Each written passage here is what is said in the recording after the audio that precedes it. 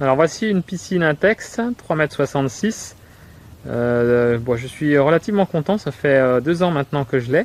Bon, malheureusement cet hiver on a eu quelques petits soucis au stockage apparemment quand elle est pliée.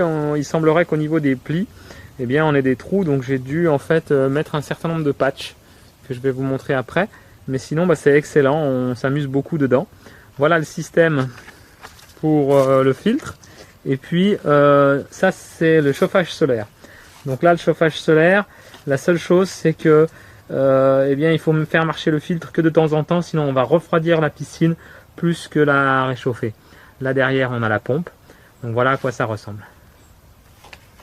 Et au niveau des patchs, donc on en a un ici, et puis j'en ai aussi un là, voilà, et en tout j'en ai 6. Voici 2 autres patchs ici, mais dans l'ensemble, bon, c'est bien sympathique. Je vous conseille de mettre en dessous un tissu comme ceci pour éviter que l'herbe ne remonte et ne trouve votre piscine. Alors au niveau du filtre, il se présente comme ceci, c'est des filtres A. Je vais vous montrer pour changer. Avant, bien entendu, vous pensez bien à mettre les bouchons, sinon vous risquez de vider la piscine au moment où vous ouvrez le filtre.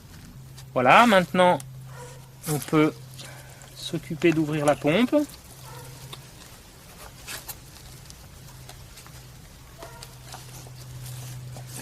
Voilà. Et puis tous les 15 jours, il va falloir changer le filtre qui est donc assez sale sinon. Voilà. On peut le laver, mais ça va pas faire plus que 3 semaines. Je ne vous le conseille pas. Ici, vous prenez le filtre neuf, tout simplement, et vous venez le réintroduire au même endroit. Hop, et voilà. Vous refermez le tout, et le tour est joué.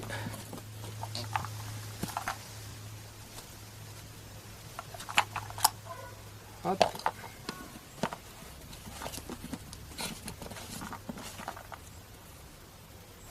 Voilà. Et c'est parti, on peut remettre en route le filtre. Alors pour le nettoyage de la piscine, je vous conseille un aspirateur dans ce style là. Vous allez venir mettre le tuyau d'un côté ici.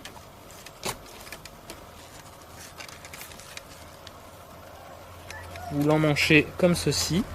Voilà. Voilà. Et puis de l'autre côté du tuyau, bien entendu, eh bien vous allez vous mettre vous allez le raccorder en fait sur l'aspiration ici. Alors il faut un adaptateur qui est vendu en général avec l'aspirateur, qui est comme ceci, ce qui vous permet après très simplement donc de faire l'aspiration du fond de la piscine. Et donc ça vous permet après d'avoir récupéré en fait l'intégralité dans un petit filet comme ceci des saletés. Voilà, donc c'est très pratique. Et enfin pour terminer, on mettra l'inévitable bâche à bulles. Alors la bâche à bulles avec les bulles du côté de l'eau, ça va nous permettre de limiter l'évaporation et de maintenir la piscine au chaud. Voilà, donc là on a bien affaire à une bâche à bulles adaptée à la dimension de la piscine, qui va bien recouvrir exactement le diamètre, ni plus ni moins. Ensuite on termine avec la bâche pour la nuit.